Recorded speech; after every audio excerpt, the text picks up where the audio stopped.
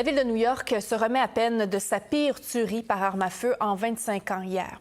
4 personnes ont été tuées dans un gratte-ciel de Manhattan, dont un policier, avant que le tireur, qui était un homme de 27 ans, ne retourne l'arme contre lui.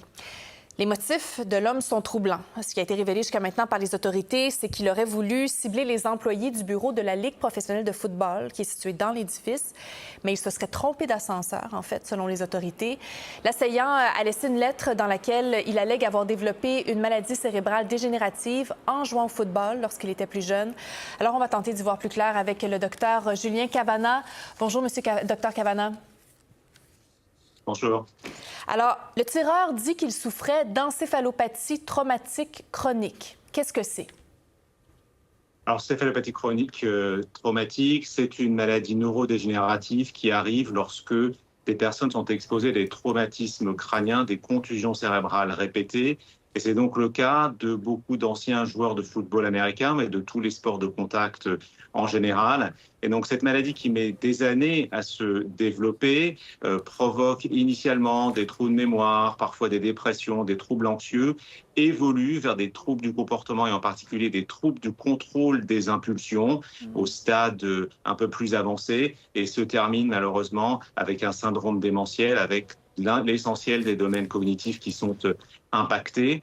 Et donc, évidemment, la question se pose depuis de nombreuses années sur la santé neurologique des joueurs de football américains, comme ce jeune homme qui a joué au football américain au niveau collège, donc pas professionnel. Oui, c'est ça.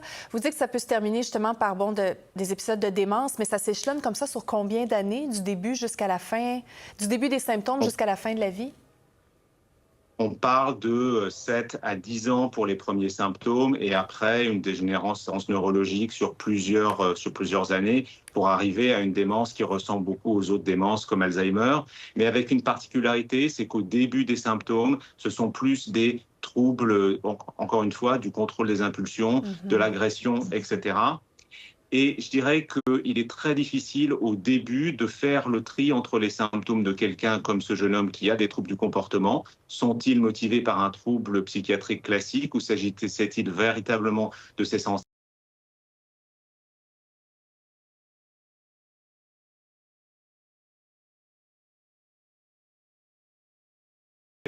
cette encéphalopathie traumatique chronique. C'est difficile de le savoir parce qu'à ce jour, on n'a pas d'imagerie, de test d'imagerie cérébrale ou de test sanguin ou même dans le liquide céphalorachidien qui nous permettrait de faire le diagnostic du vivant de la personne. C'est un diagnostic en réalité qui se fait post-mortem, c'est-à-dire à l'autopsie lorsqu'on examine le cerveau. Tous les cas qui sont connus et documentés comme ça l'ont été faits après la mort de la personne. Et il semble que ce jeune homme qui est l'auteur de ces faits atroces le savait, puisque dans sa lettre de suicide, il dit « Prenez mon corps, autopsiez-le et analysez mon cerveau pour savoir si j'avais effectivement cette maladie ». De façon simple, docteur Cavanagh, qu'est-ce qu'on voit dans le cerveau d'une personne qui en était atteinte lorsque l'autopsie est faite après son décès? Alors, on voit un peu d'atrophie, c'est-à-dire qu'en particulier les zones frontales du cerveau, qui sont ces zones du cerveau qui nous permettent de nous contrôler, de ne pas dire tout ce qu'on pense, de ne pas transformer notre frustration en agression. On voit une atrophie parce qu'il y a eu ces traumatismes. Mais ces traumatismes sont petits, c'est-à-dire qu'on les voit essentiellement au microscope et dans ce qu'on appelle les sulcis, c'est-à-dire ces vallées du cerveau, on voit autour des petites veines ces accumulations d'une protéine qu'on appelle la protéine Tau, qui est un produit de dégradation lorsque les neurones meurent. Et c'est donc cette constellation de preuves pathologiques qu'on voit au microscope qui permettent de faire le diagnostic. Et donc, vous comprenez bien que comme il faut un microscope et regarder le cerveau un peu sous toutes ses coutures, on ne peut pas le faire du vivant de la personne à ce stade de la connaissance scientifique. Là, l'homme en question, dans sa lettre, justement, évoquait le souhait qu'il y ait une autopsie qui soit pratiquée, mais qui va décider, ultimement, si son cerveau est bel et bien analysé? Alors ça, c'est le travail des autorités de la ville de New York. La question de l'autopsie est en général assez facile à obtenir de la part des autorités policières, judiciaires, etc. Et ensuite, effectivement, il faut que le cerveau soit enlevé du corps, envoyé à un laboratoire qui sait l'analyser et qui est capable de faire ces coupes du cerveau pour les regarder au microscope et les comparer avec ce qui est connu chez les patients qui ont déjà donné leur cerveau à la science et pour lesquels on a les informations. Donc, si cette autopsie arrive, on aura dans quelques semaines ou quelques mois au maximum le fin mot de cette histoire. Y avait-il effectivement cette encéphalopathie chronique? En tant que médecin, vous, en tant qu'expert, est-ce que vous y voyez un intérêt scientifique à ce que cette autopsie soit pratiquée?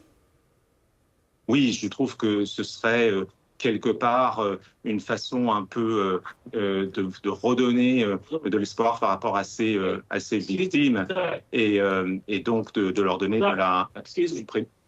They do that here. No, I'm live on television. I'm just almost. you cannot do that.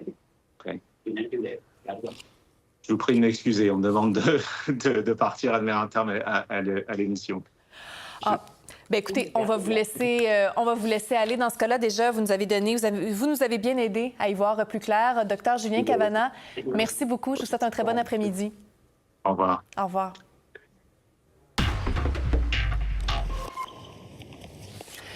Et par ailleurs, bien oui, cette nouvelle de dernière